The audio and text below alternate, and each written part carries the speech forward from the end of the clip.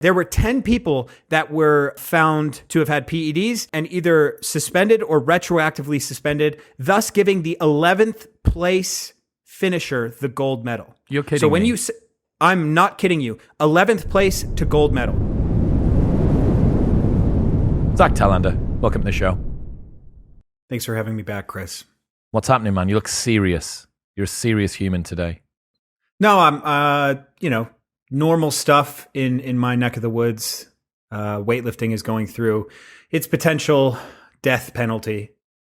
But beyond that, it's a pretty great day. Well, we're in the same city and we've decided to do this over the internet. Like we could I know. I could shout it out of the window. We could just do it that way. Yeah, I'll see you tonight, man. Yeah, catch you later on. Let's do this unrecorded later. But I have had 48 hours from hell with this. Jordan Peterson fucking infected me. Gave me a stomach, he poisoned me. That man. Was it Jordan Peterson or was it a Chicago-style hot dog from the Chicago airport? I'm blaming it on Jordan Peterson. I'm thinking that this is an act of war from the Canadians against Britain. These fucking polite motherfuckers. I don't know. So I thought that I'd eaten a dodgy hot dog and that was what had caused me to wake up at 3 a.m. on Monday after I'd spent the weekend in Nashville with Jordan and Mikhaila with just vomiting, sat on the toilet for like 12 hours. Just haven't been that bad in. Dude, I threw everything I had at that illness.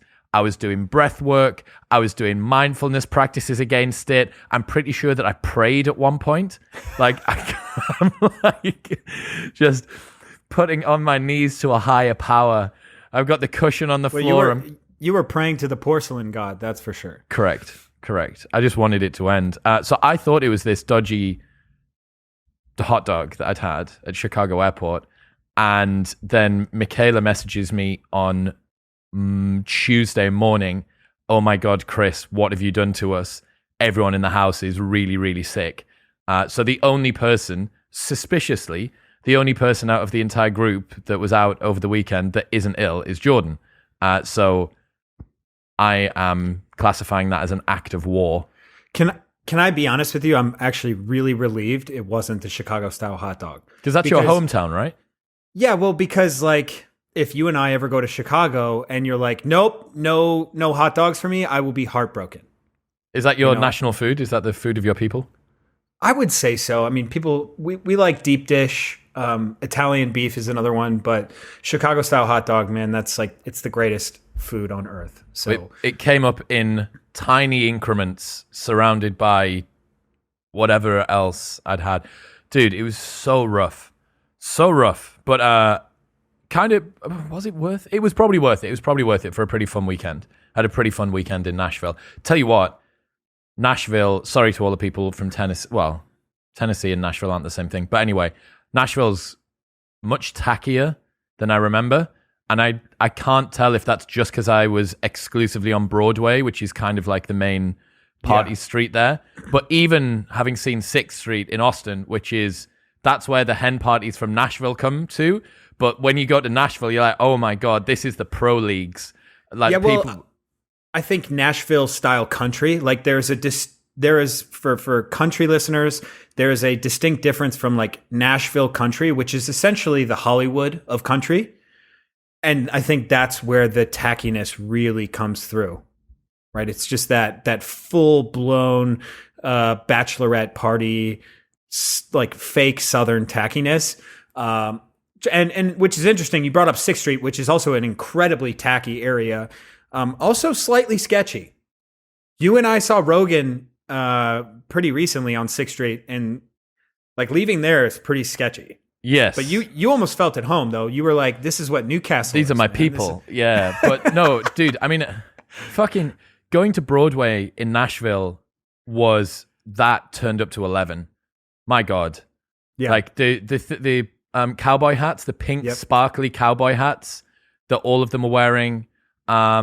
Yeah, that was an experience. I think the biggest change is because I've come from Austin, especially spending time in whatever, like South Austin, where you're on Congress and everyone's out in jeans and trainers and you're watching live music, like just chill at some Italian bar or whatever, right? Eating Tex-Mex, to go to full on like Kid Rock's Finger Blast Club or whatever it's called, which is on like 5 floors. Come and get finger blasted by Kid Rock on 5 floors and a rooftop. It was such a change of pace. But I got to meet one of the guys that's a head producer with the Daily Wire, Ben Shapiro's show, Colton. He's like just such a bro, like really cool. Spent a ton of time with Jordan, got to see him record his new course. That was pretty fun. And got some stuff sorted for next year as well, which I'll be able to release some details about probably within the next few weeks, which is like fucking dope.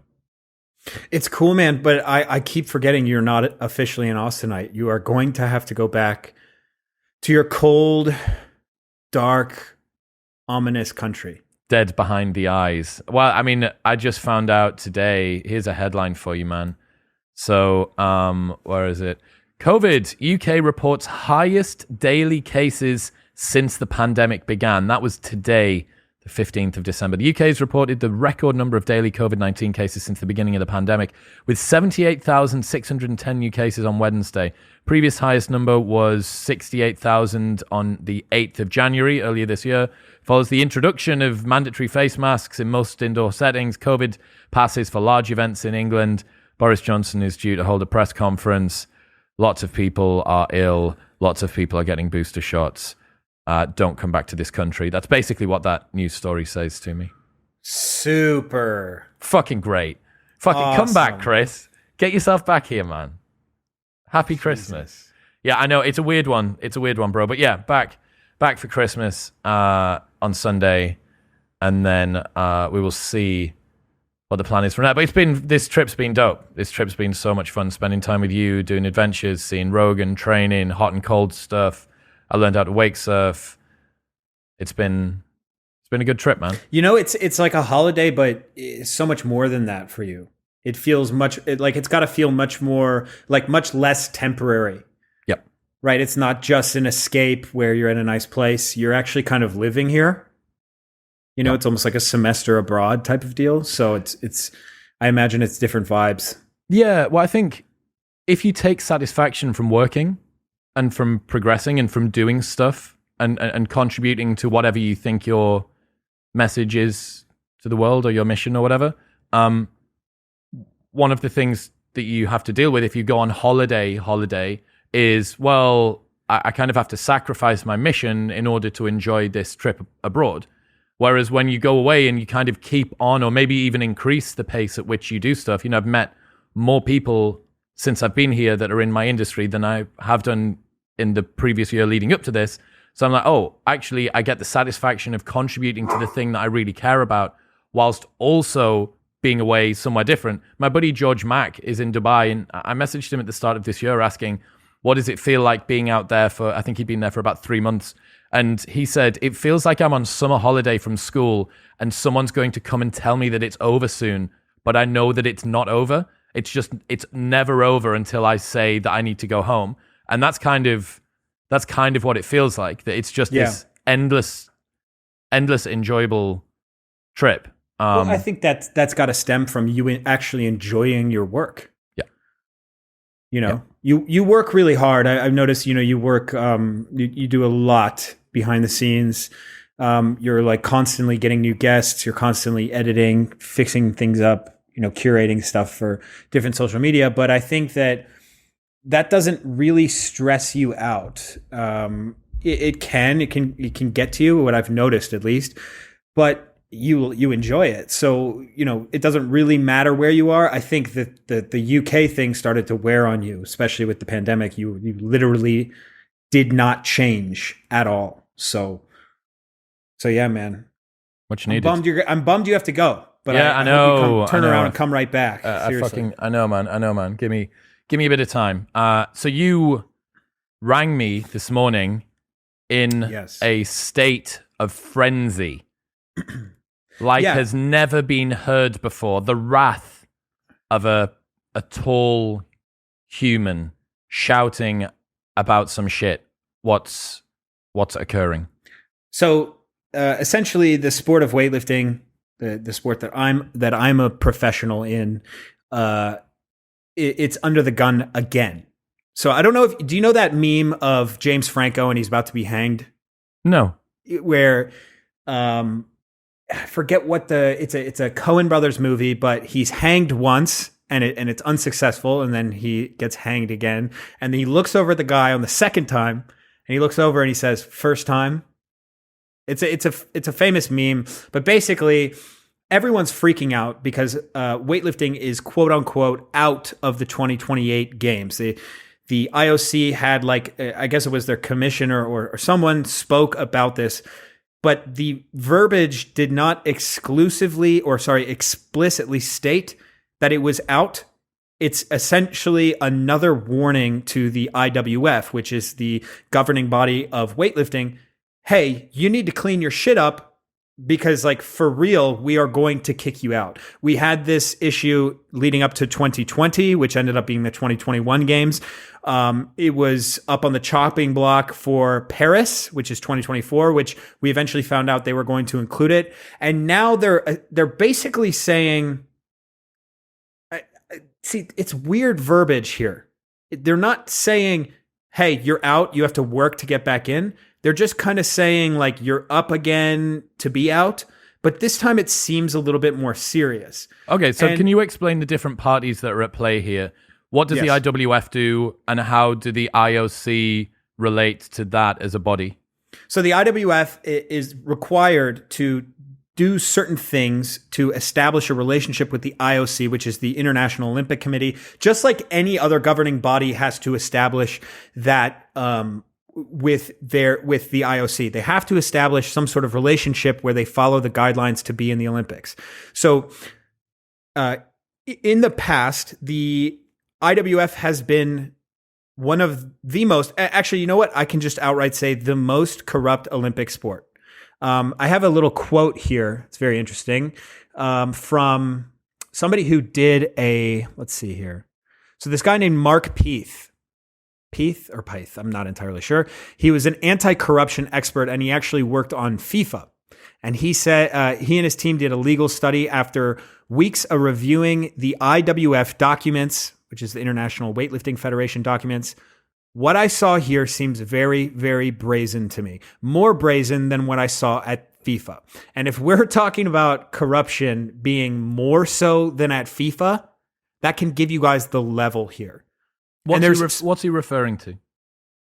So what he's referring to, man, there's so much. And this is why I said my head was spinning when I was trying to come up with a finite amount. Mm-hmm. Basically, to put it simply, there's two branches. Okay, it's corruption amongst the suits. So the corruption amongst the boomers in suits, as I like to call them, and then the corruption amongst doping. So simply put, doping, since 2000, there have been 700 cases international of doping suspensions. Within the sport of Olympic weightlifting? Yes, within the sport of Olympic weightlifting. That is an astounding number. That's crazy. Okay, so this is where so the other branch of it. Is there anyone left to do weightlifting? Well, so here's the thing: in the London Olympic Games in 2012, there was 10 people. There were 10 people that were found to have had PEDs and either suspended or retroactively suspended, thus giving the 11th place finisher the gold medal. You're kidding so when me. you I'm not kidding you. 11th place to gold medal. So a great example of this is you look at Lance Armstrong. There was some guy, whether it was in his documentary or in Icarus, and he said, I personally tested Lance Armstrong 50 times, and he passed every single one of them.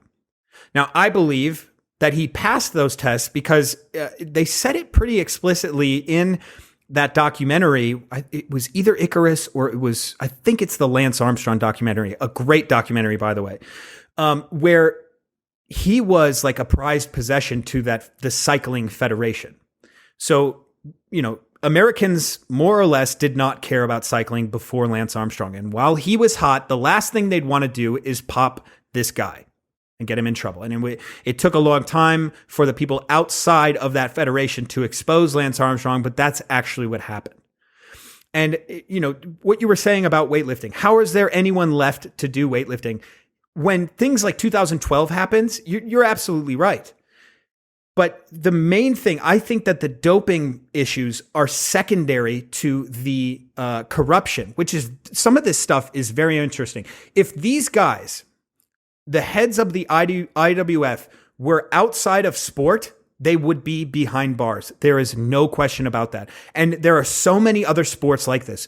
They talk about this in this article that very rarely do these cases of corruption within sport get pursued in trial, in actual criminal trial. I was going to say, is it a criminal offense to cheat at sport? This sort of stuff here, I'll list off some of the stuff. Over the period of 17 years since 1992, more than $23 million went into Swiss IMF bank accounts, which, however, were not listed in the IWF's balance sheets. When these accounts were discovered in 2009, Ayan alone was authorized to sign. So he was the only one who was able to look in. Ayan, sorry, I didn't explain who that is. He is our overlord. Well, at least was. For the past 3 decades, he was the president of the IWF. And this man is like a mafioso don. So the head of a mafia. There is no other way I can describe the IWF other than a crime syndicate. Because that's really, really what we're looking at. And according to the research, Ayan could not explain the whereabouts of at least $5.5 million. This man had been, siphoning money, or he had, he bribed people to basically pass tests. So certain countries would pay fines to pass tests. They were always in cash, and they were always delivered directly to Thomas Ayan. And so that's the money that's in cash, plus all of these transactions that have gone into this dodgy Swiss bank account as well. So that's just the stuff that was banked. Yes. And their theory is that there's $5.5 million missing that's unaccounted for. There are also 300 tests that are unaccounted for. So 300 tests that just kind of slipped under the rug. There were multiple times where people were tested, and then their positive tests were shown years later so that they can continue to compete. So is it the IWF's job to enact their own testing, though, or do they not outsource it to RUSADA or USADA or someone else? Right. So this is what's interesting, and I'll tie it back to Lance Armstrong because I think a lot of people can resonate with that. We're all well aware of that scandal. So internationally, we use WADA, World Anti-Doping Agency. And so that's going to be those are for international events. But outside of that, each country is required to have national testing. And this is where you get the corruption to start, right? The fact, and I love bringing this up, that America has USADA, and they don't really give a shit about any weightlifter. They're not going to protect a weightlifter in the same way that the Cycling Federation may protect Lance Armstrong. In the same breath, though, we will have a USADA-tested weightlifter compete against a North Korean. Okay, so anything that North Korea does, as far as national testing, there's absolutely no way that we can reasonably say that there is something fair going on there, especially when they end up going into world championships, Asian championships, and winning a lot of medals. But surely as soon as the North Korean athlete gets to a world championship level, it goes away from being tested by North Korea and goes into being tested by WADA. Right, and there's a science behind that. You learn how to cycle off of the steroids and the PEDs.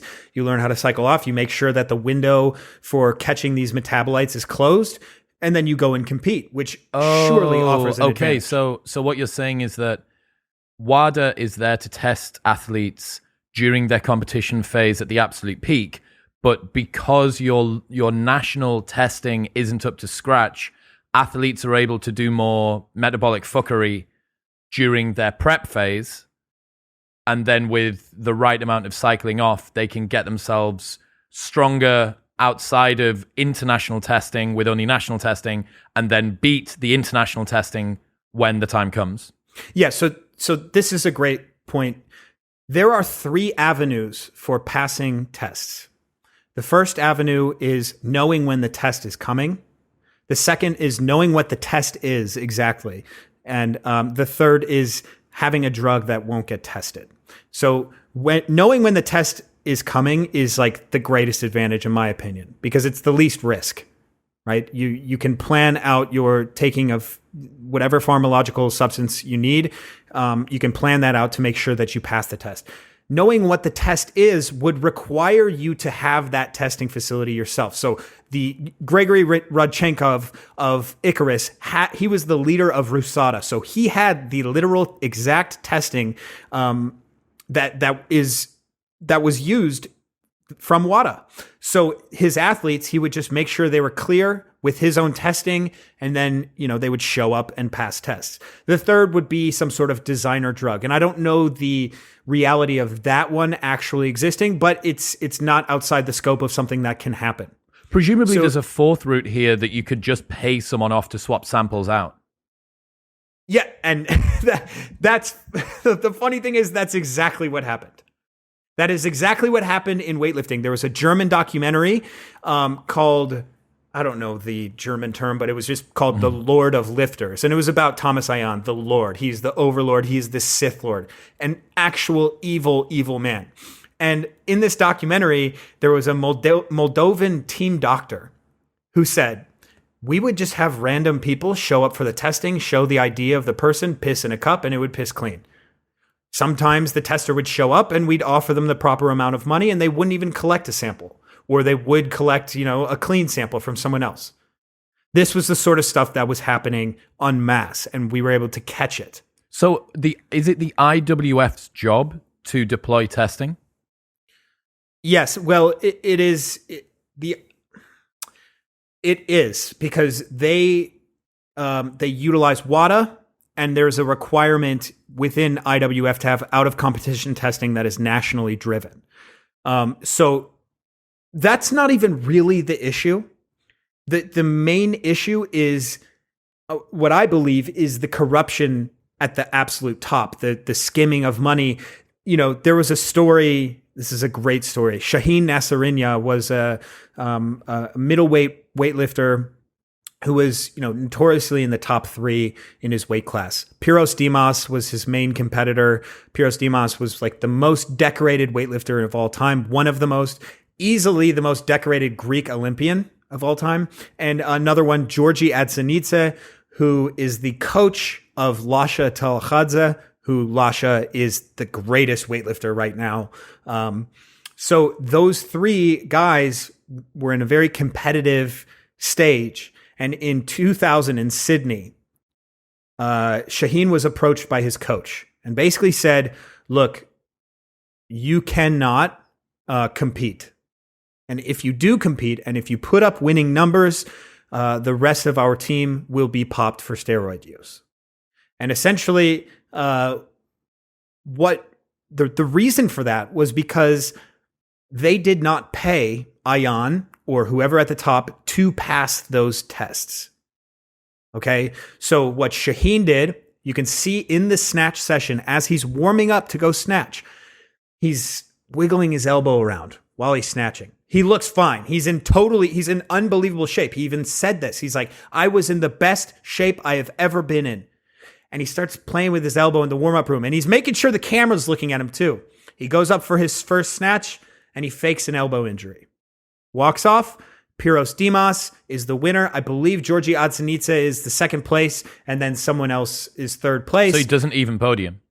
No, because if he did, the rest of the Iranian team would feel the wrath of the IWF. This is the level of corruption that was happening. So just to recap that, a guy that was potentially going to win was told that he couldn't win. Why? What's the reason that he couldn't come first? I'm not entirely sure what the exact specifics are. Is it sports betting? Have they got some deal behind the table? No, it's not sports betting. It is you have to pay. It's racketeering, Chris, at its highest. This is crime syndicate shit. Basically, the IWF says you must pay us this money so that we can either, push your tests under the rug and not pop you, right? It's almost like you're paying for your medal. But so if you get tested, if you get tested, you're going to piss hot. Okay, you're going to get popped because it's a known fact that group, all of those men are on drugs. Okay, so all of the Iranians are using. Yes. Right. Okay. All of the Iranians, including the the guy that Georgians, decided that he was going to fake the elbow injury. Yes. Right. So I mean, it was there. Like it was right for them to get popped. Then I struggle to feel sympathy for the guy that pretended that he wasn't going to win because he was on drugs and everyone else was, and maybe we were going to get found out. Of course, but the problem is, though, Chris, is that the people who are supposed to be catching these people know this, right? They're essentially, hey, you could give us a little bit of money and we'll be fine, right? So do you get mad at the cop who takes the bribe? Of course you fucking get mad at the cop for taking the bribe. Maybe you'll feel a little, less, you won't feel as bad for the person breaking the law, or you will, you won't feel bad for them breaking the law, but you also have to get mad at the cop for taking the bribe. How are we supposed to get anything done when this level of corruption exists? All right, so talk to me about the flow of money then. Who is the IOC taking any money, or do you think that they're relatively clean? No, the IOC is anything but clean. So the IOC is kind of a bully as well, right? They can make sure certain things happen. And again, this is all theoretical. The IOC is like incredibly powerful, incredibly. And when things come out, they act like they're on top, right? They act like they are not guilty for any of this stuff. And they go, hey, Federation, get your shit together. It's like the CEO who breaks the rule and blaming the people who work for the CEO. So, it's pretty well known that the IOC is not the most, that they're pretty dubious. If anything can expose this, it's Icarus, where Russia was blatantly breaking the rules as far as doping and systematic doping and getting away with it because they had such high standing in the IOC, right? It took until a literal documentary and the public discourse to be around Russia and their cheating for them to be banned from the Olympics. Okay. So what was the press conference that was given today? Was this the IOC warning the IWF, get your act together by 2023, or else you don't get to be in the Olympics in 2028? Yes, or else skateboarding, rock climbing, and something else will be in place. So weightlifting and boxing are going to get kicked out for skateboarding and rock climbing. That seems like a fair trade to me. It's cooks for cooks, right? So yeah, I mean, it's the verbiage is clear. Like, kick everyone out of the IWF, or else we're going to lose this sport as we know it. Okay, so talk to me. IOC said, and to be fair, I mean, are you surprised? Like, are you surprised that the IOC said your sport is a fucking shambles? No, because I'm telling you right now, Chris, I have been covering this shitstorm for 2.5 years. And I even have videos saying, like, literally, the death of our sport is nigh. Let's fix it. Years ago, I was saying that shit. And here we are now. It's finally come to a head. Yeah, absolutely. It's been coming to a head. The main issue here, Chris, is that there is a light at the end of the tunnel that I can see. And this is the worst part. It's like right as we see the light, they're just going to close the door to the sport. Light? The light is, we just had a American world champion. Meredith Allwine just won a world medal. Last World Championships, we had a world champion and a silver medalist in Kate Nye and Maddie Rogers. Maddie Rogers just got a 3rd place medal. We had an Olympic silver medalist. These are all things that America did not have, and we're starting to have. And our youth is starting to get better and better because the sport is growing here and because people care of this sport outside of the monetary interest. If you were to compare weightlifting to football, there will never be a chance for weightlifting to do what football does. But it's something different. We are hobbyists. We are people who are good in the weight room when you're a child, if you're good and you learn the skill of snatching and clean and jerking and you pursue that, you're not pursuing it to have this dream of a life where you can be a professional football player, where you can get a scholarship to play football at a major university. That's not the case. But there are so many of those people, and not just 30-year-olds like myself, right? There are 15-year-old kids who are incredible at this sport, who now, when they get of age in 2028, that will be taken away from them. That is what I have a massive issue with. That is not okay. And it's only because of fucking boomers in suits. For real. If the doping problem was the only problem, I don't think we would have this discussion. But it's shitheads like Thomas Ayan and the rest of his cronies that have this iron grip on this sport that have done that. Is he still in his position? No, he was forced to resign. And with zero criminal, I honestly think he still has his money. How long has he been? Insane. So who's in charge now? Why hasn't he fixed it? This is interesting. One of the guys who's an old board member who was part of the old guard was hired. He's actually a British guy. His name is Mike Irani. And what's interesting is the UK Federation didn't even like the fact that he was selected. So that goes to show that we took out, Thomas Ayan and put basically a disciple in his place. Yeah, version 2.0. Yes. Yep. If you were to think about, UK is another country that leads the way in change. They're very, very harsh on doping. Arguably harsher than the US. Do you know what our, have we got UCADA or something? Yes. Is that what it is? Yes. Okay. And they're very, they're very tough. They fucking got Sonny Webster, didn't they? Oh, yeah. And they will continue to get him. They pursued a rule in getting Sonny Webster that the US would never pursue. How would you explain the series of events that Sonny went through where he got his ban and then he got his subsequent extension? So he got his ban because he tested positive for a SARM. And I'm not sure how long the ban was. I think it might have been 4 years. He was then warned. Which is the max? Yes, it is. For your first offense, it's the max ban. But he could have had that reduced if he'd accepted, if he'd pled guilty to it. But he spent a shit ton of money trying to find out what he thought was a tainted supplement that had that particular, was it not ostranazole? Oh, Ostarine. Ostarine, that was it. Yes. And yeah, then this rule is very interesting. You are not allowed to coach and or train with people who have been caught. So, and if they're able to find that, they can ban the person who was coaching. They can ban even the person who was training with that person. I'm not sure if the second version has happened, but Sonny was doing seminars. He continued to do seminars. He even did them in New Zealand, Australia, and then the New Zealand Federation and the Australian Federation started complaining. And then Sonny, he tacked on another 3 years onto his ban, I think. Yep. So essentially a lifetime ban, but that's all right. He's never coming back. But that is something that they would never pursue here. Fucking flying off into the sunset with a huge online following, having tons of fun with his model girlfriend, living the life that he wants in Australia. Exactly. That's one of the things, to speak to watching Sonny from.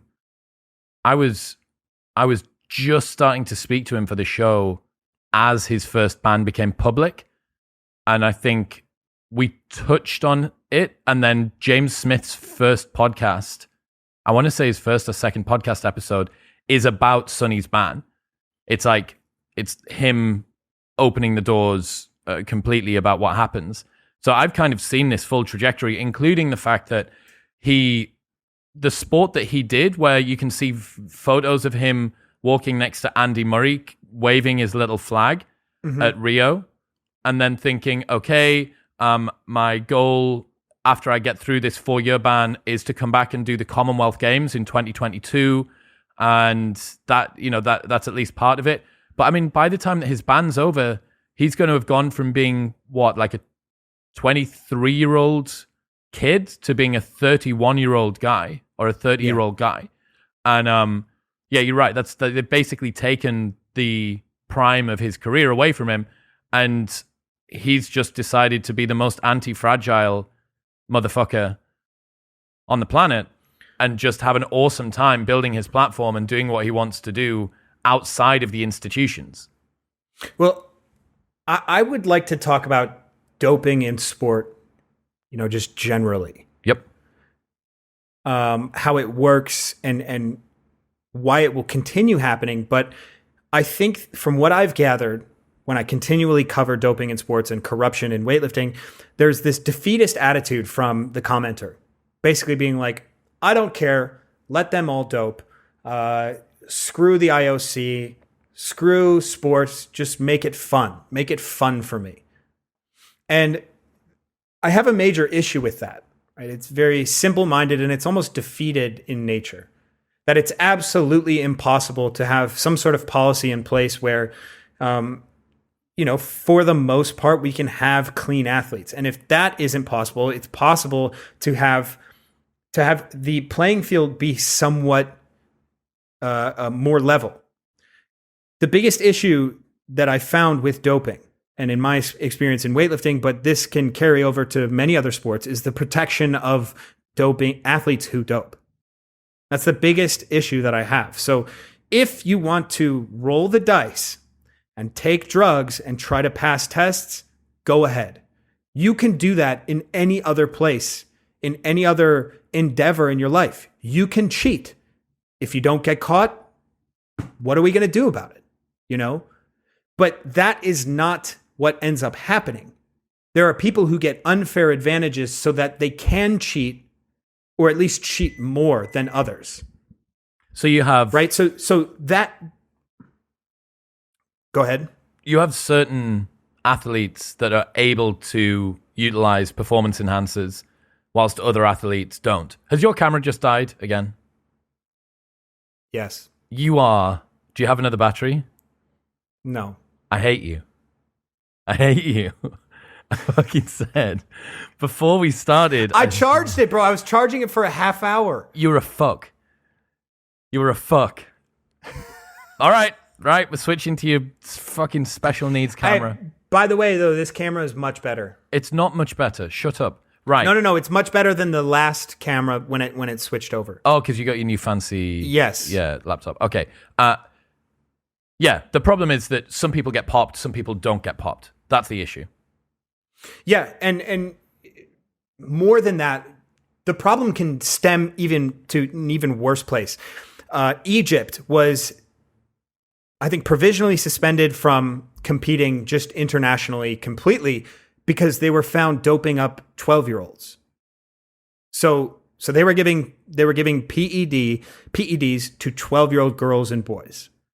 Okay, I don't care what anyone's stance on. Give them all dope, like let them perform. That is immoral. That is wrong. 100 times out of 100. Giving children drugs is so wrong. Like we know the science behind what anabolics do to a grown man or a grown woman. But what it does to someone going through puberty or someone who isn't fully developed, that is extremely problematic. But then if you think, okay, this is kind of something with, Jordan Peterson would bring up, like, okay, then what's the line? Then what are we okay with? 17 years old, 18 years old, 19, 20, 21, 22. A lot of the people who say, let them all use drugs, they don't know what that means. Well, let me ask you why it's the case that somebody could take puberty blockers to reassign their gender direction as they go through puberty, but we feel uncomfortable about somebody enhancing their performance by using testosterone. And many people would say in sport, that's unfair and that's potentially dangerous. It seems like, I don't know, there are two different sets of standards that are being used here for people. Yeah, and I would say most endocrinologists who are worth their fucking salt would say taking puberty blockers before you're fully developed or something like that is probably not a good idea. Given, the countless hours of studies of human biology, it's not suggested to do something like that. especially as a person who as yet isn't legally allowed to vote, drive, or drink alcohol in the US. Yep. Maybe you shouldn't be making life-changing decisions when you're basically still a child. That can never go back. Yes, irreversible. Yeah. So again, the same could be said about anabolics.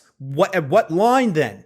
Person who's out there, and trust me, it seems like I'm just arguing against someone who doesn't exist, but I promise you, there will be comments in your comment section. There will be comments endlessly in my section just saying, whatever. It's all entertainment for me. And they don't have any skin in the game. Yeah. This is my livelihood. I want to open a gym when I grow up. Finally. No. When I finally grow up. No, I would like to open a gym in the future and have youth lifters lift there with the dream of going to the Olympics. I would like it to happen. I would like weightlifting to still be in the Olympics, and to have it taken away from a bunch of boomers in suits is an issue. And furthermore, to have it taken away from other countries who decide to dope up children, that's bullshit. That's where I'm ultimately, if it takes us saying, hey, here's a hard stance against steroid use to eliminate. What do you mean a hard stance? Are you trying to say that there isn't a hard stance already? Not really. What, in the US? Anywhere, actually. I mean, if it were just testing and people getting caught, if there was no other bureaucracy surrounding it, yeah, I guess I could say, well, that's all we got. You know, but that's the problem is once it's too, what's the word I'm looking for? It's too multifaceted. When it's too enticing. It's too enticing for leaders to utilize doping and anti-doping as a weapon. They use it as a weapon to manipulate medals, to gain money, to favor one country, one lifter, one athlete over another. What is it about weightlifting that's attracted particularly so much corruption and doping? Is it because the sport is benefited massively by the use of drugs over probably most others? Was that the genesis of it, do you think? I think that's the genesis of it, but we're finding that, anabolics help. I think they would help equally in many other sports. But they're not going to help as much in, let's say, soccer. A big team sport where your performance on your own doesn't matter as much, where raw output, athletic output is mitigated a lot more by tactics and skill. Yeah, and I think, so that's why cycling, it helps so much. It's just output. Yeah, it's just output, and it's just raw individual output. Yep. And the difference between a doped up athlete and a non-doped up athlete is massive. I agree with you. I think that it is, you're going to see the same level of doping in cycling that you are in Olympic weightlifting. What you're not going to see is cycling get taken out of the fucking Olympics. Why is it then that weightlifting is on the chopping block? Is there something against the sport generally? I like to use this example. Do you remember in Step Brothers when they're in the interview and they're wearing the tuxedos? Yeah. With Seth Rogen. Yeah. And he when they initially sit down, he goes, "Hey, I thought the tuxedos were kind of weird, but I guess I kind of like it. I think it's great." And then Dale farts really loud, really hard. And then he goes, "You know what? On second thought, those tuxedos are a little fucked up." And it's kind of the same thing with weightlifting, where the guy's wearing the tuxedos.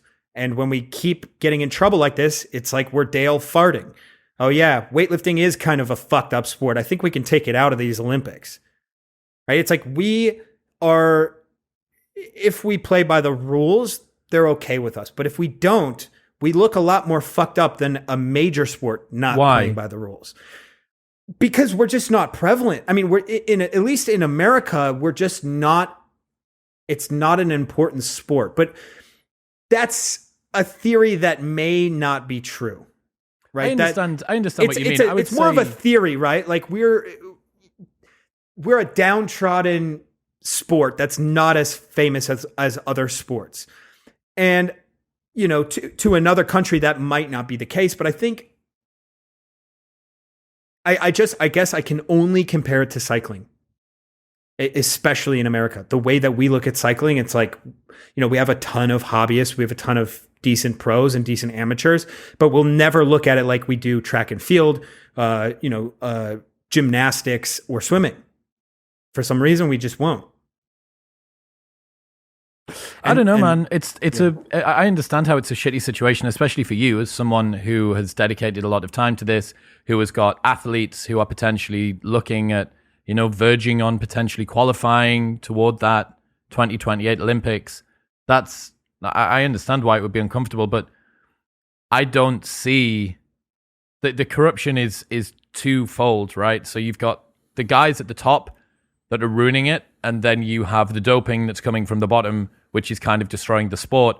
And the problem is that you could get away with just the doping if you had verifiable information that you could trust the people that were supposed to be the ones that were checking on that. Yes, and the doping would not be as prevalent.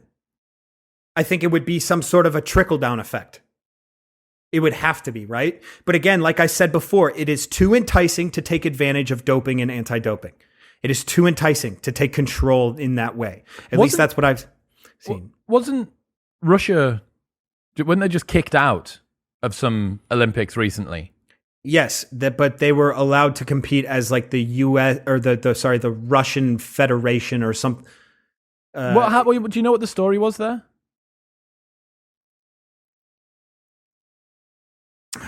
Not entirely. No, I mean, I know that they were kicked out, like officially kicked out. But then they had athletes basically just competing under a different name. Like, how the fuck does that work? It's like, I don't know. It's a very interesting thing. It's this thing where you can compete not under your country, but in almost like an athletic federation or something like that.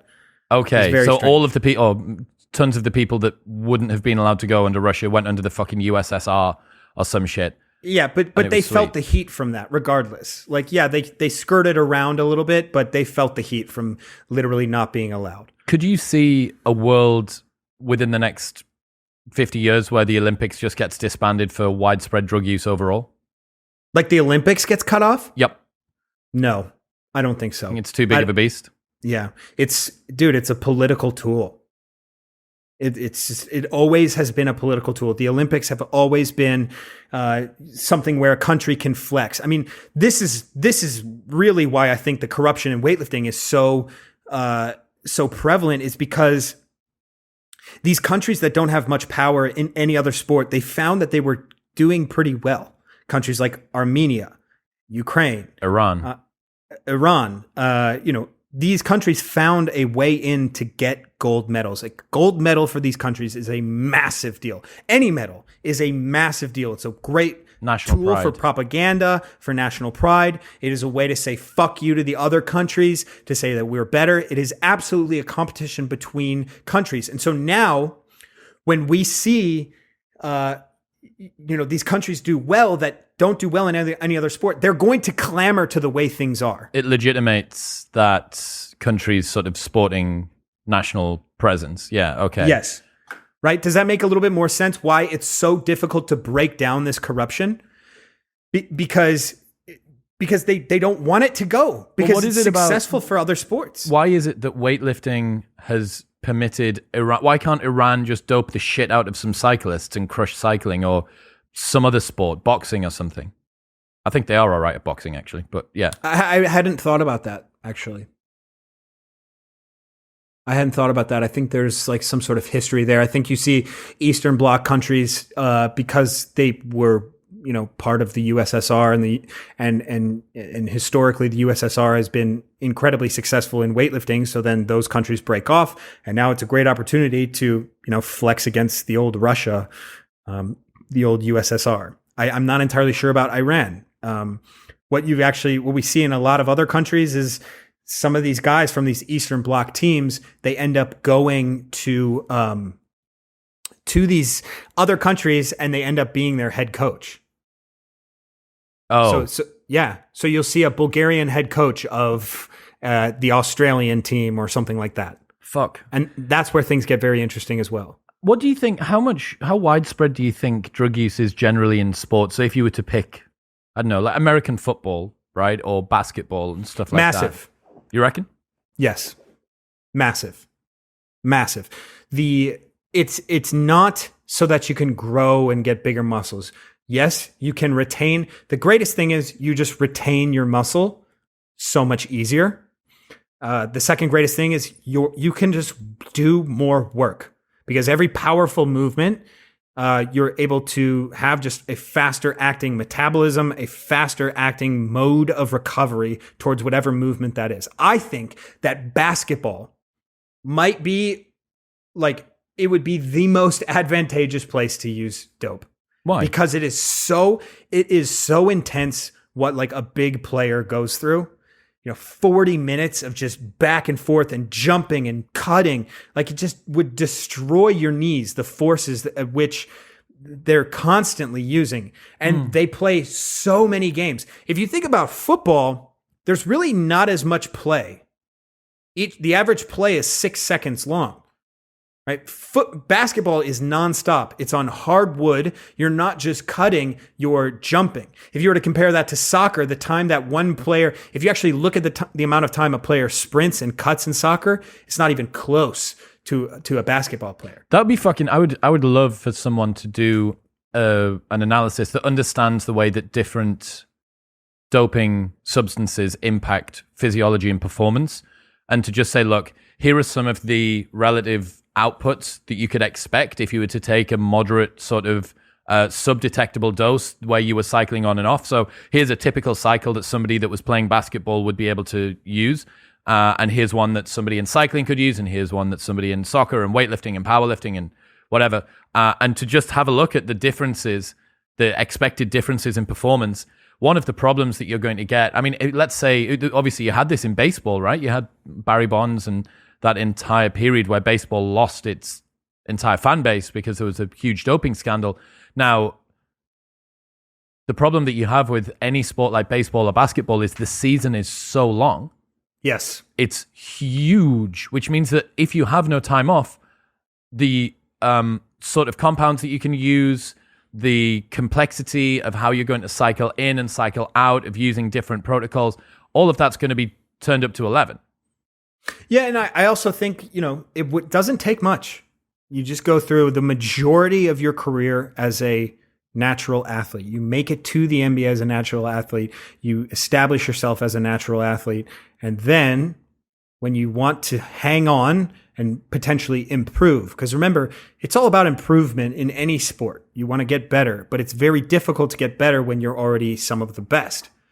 So that's where PED use, all it would take is just like a TRT dose of testosterone and then maybe some human